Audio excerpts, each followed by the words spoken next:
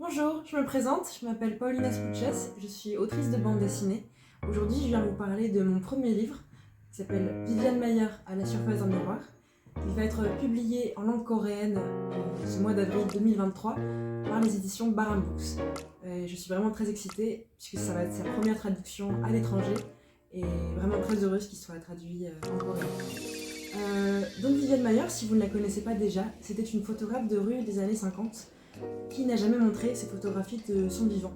C'est un homme qui s'appelle John Maloof, qui les a partagées au monde après les avoir découverts par hasard dans une maison de vente, et qui en a fait une des photographes de rue les plus importantes du XXe siècle. Moi, ce qui m'a fasciné dans le personnage de Viviane Mayer, lorsque je l'ai découverte dans une expo en Espagne il y a 4 ans maintenant, c'est tout le mystère qu'il y a autour d'elle. Puisque finalement, c'est un peu ce mythe de la malle au trésor de l'artiste que l'on n'avait jamais découvert auparavant, qui réapparaît comme par magie, et on découvre 1000 trésors dedans, et dont toutes les pellicules non développées qu'elle a accumulées tout au long de sa vie.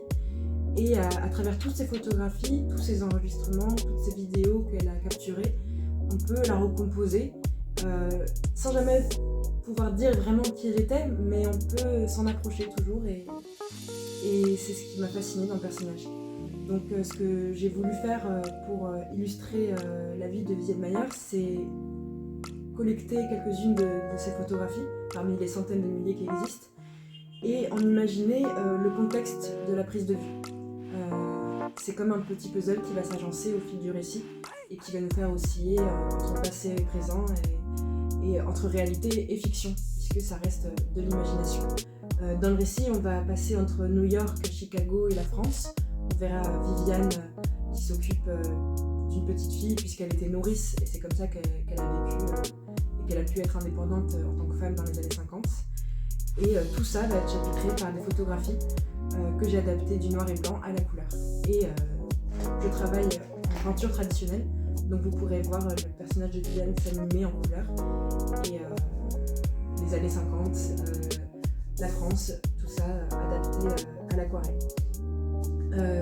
Voilà, j'espère que vous aimerez découvrir ou redécouvrir Viviane Mayer en couleur, et je vous remercie.